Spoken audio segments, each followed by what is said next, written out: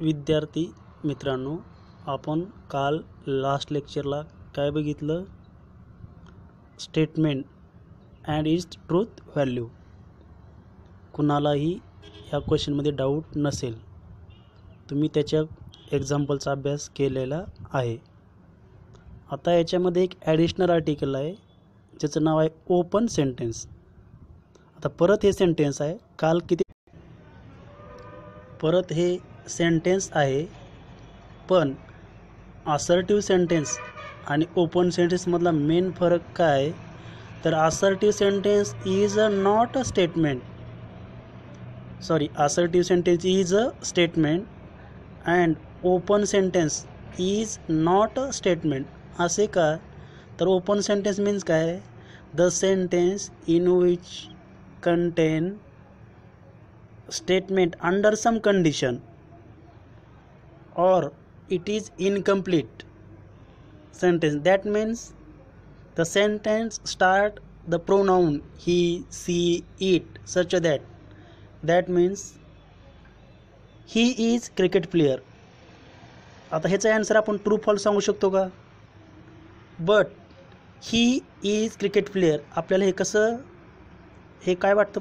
पहिल्यांदा assertive sentence, त्यामुळे काय वाटतं? हे स्टेटमेंट. बट ही म्हणजे कंडिशन आहे ना, ही म्हणजे कोण पाहिजे होतं?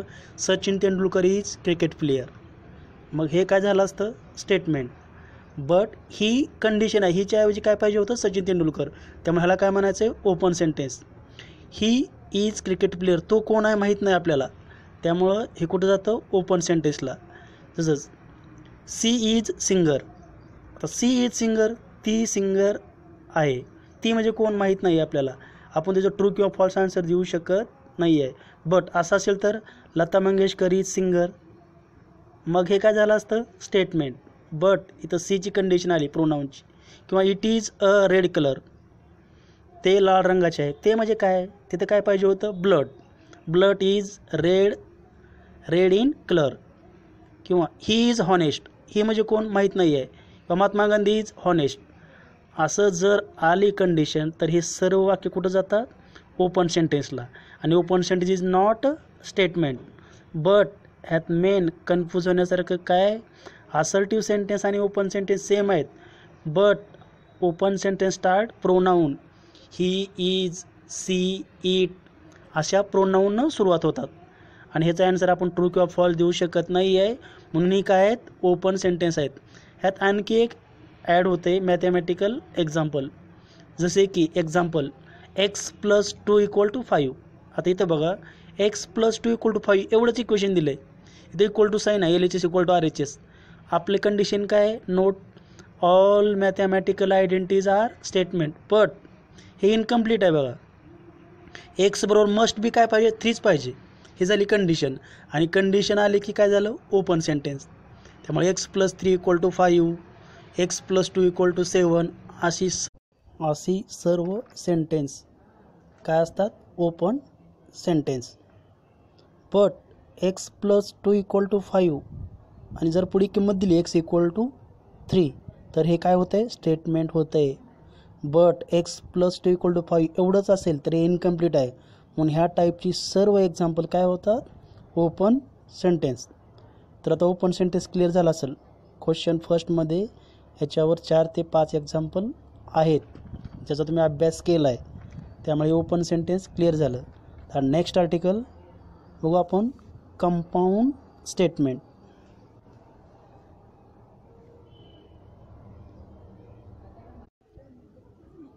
स्टेटमेंटचे 2 टाईप आहेत, simple statement and compound statement.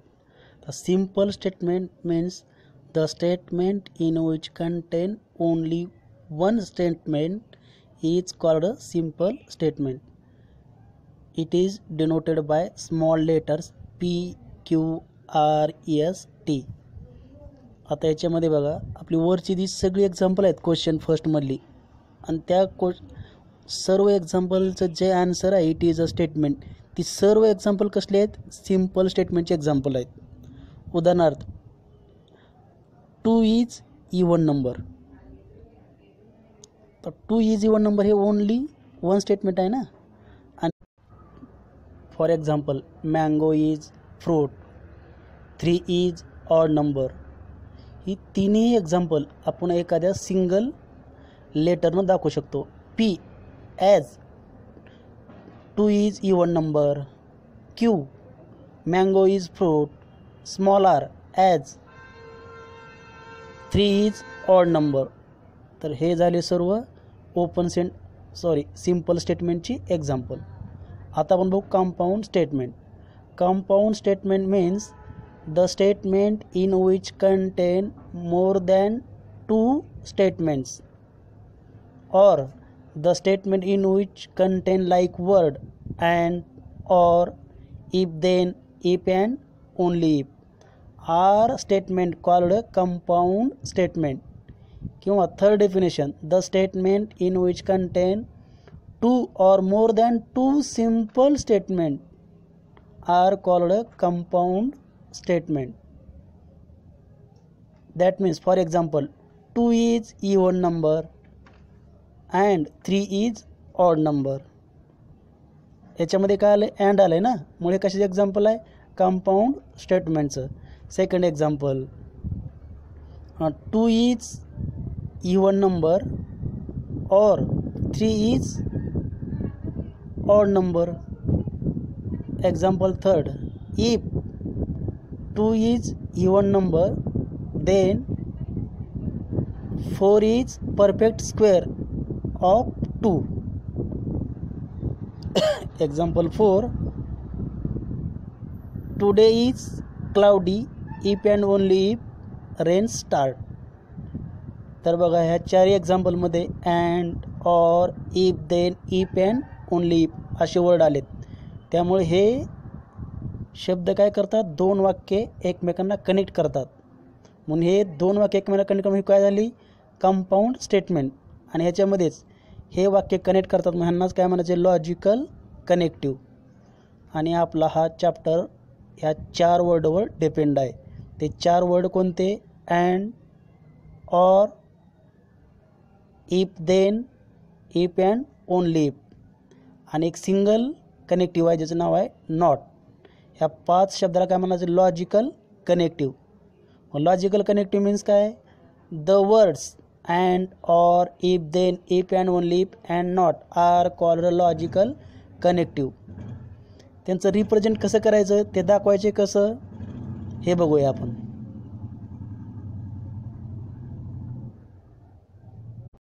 बघा तुमच्यासमोर लॉजिकल कनेक्टिव्हचा टेबल दिला आहे. ह्या टेबलवर पुढचे प्रत्येक आर्टिकल डिपेंड आहे.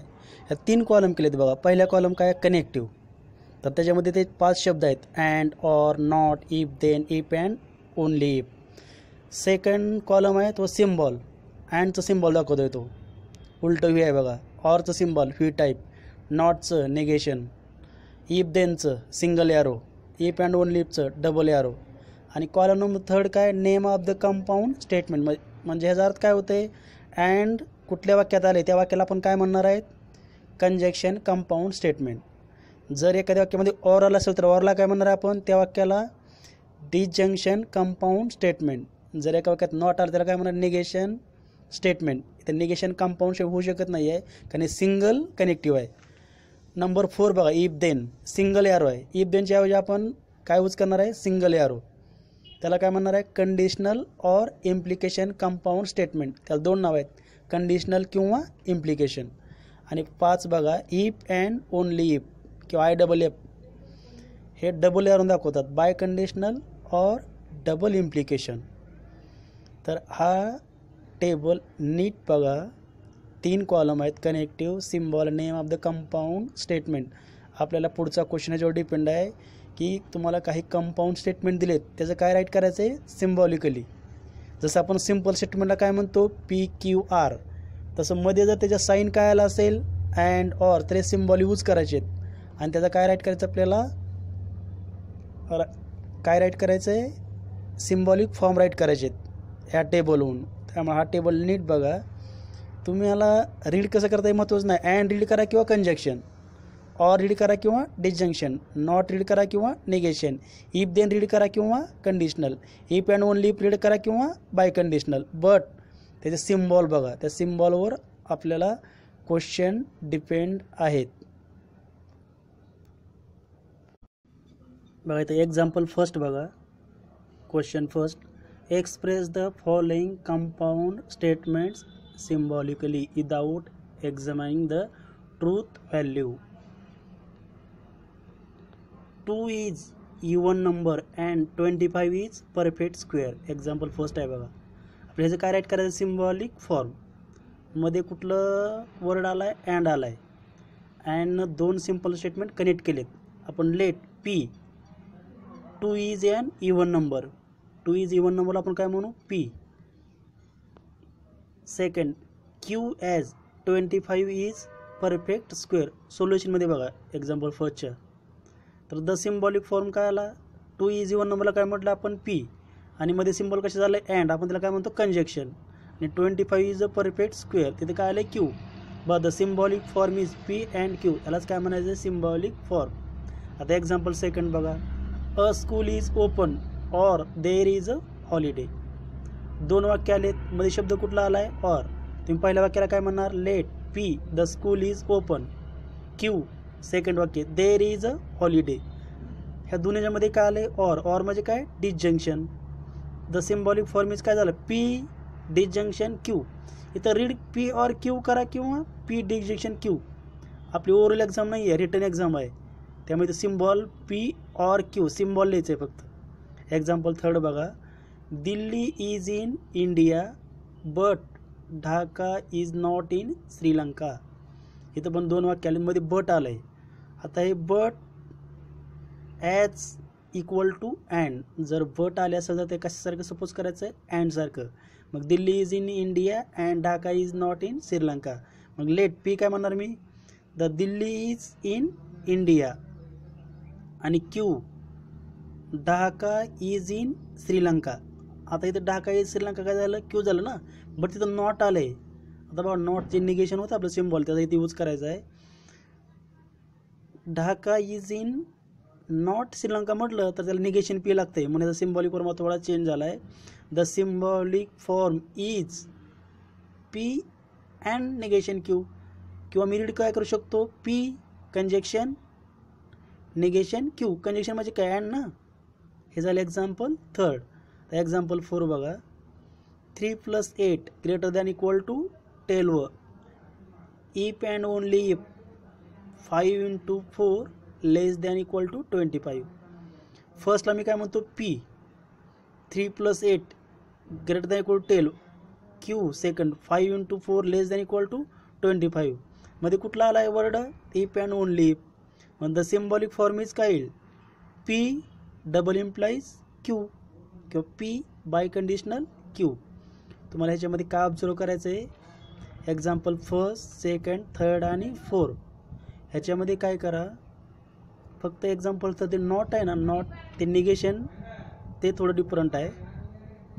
ते निगेशन क्यू नॉट आल्यामुळं, किंवा डायरेक्ट तुम्ही क्यू असं पण म्हणू शकता, Dhaka is in Sri Lanka, but आपण नॉटचं काय केलं तिथं क्लासिफाय केलं आहे. ह्यालाच काय म्हणायचं, सिम्बॉलिक फॉर्म. ह्या टाईपची एक्सरसाइज 1 मधील सगळी एक्झाम्पल तुम्ही कंप्लीट करायची आहेत, तेव्हा हे आर्टिकल क्लिअर होईल. मग हे आर्टिकल क्लिअर झाल्यानंतर आपल्याला नेक्स्ट आर्टिकल घेता येईल, ज्याचं नाव आहे ट्रूथ टेबल किंवा कंपाऊंड स्टेटमेंटच्या ट्रूथ व्हॅल्यू सांगायचे. आपण जशा सिम्पल स्टेटमेंट सांगितलं क्वेश्चन फर्स्टमध्ये, तशा नेक्स्ट क्वेश्चनमध्ये कशाची किंमती सांगायची, आपल्याला कंपाऊंड स्टेटमेंटच्या ट्रूथ व्हॅल्यू सांगायचे. त्यासाठी तुम्हाला आत्तापर्यंत झालेली दोन्ही आर्टिकल व्यवस्थित पाहावी लागतील. आपण याच्या पुढचं आर्टिकल नेक्स्ट लेक्चरला कंटिन्यू करू. धन्यवाद.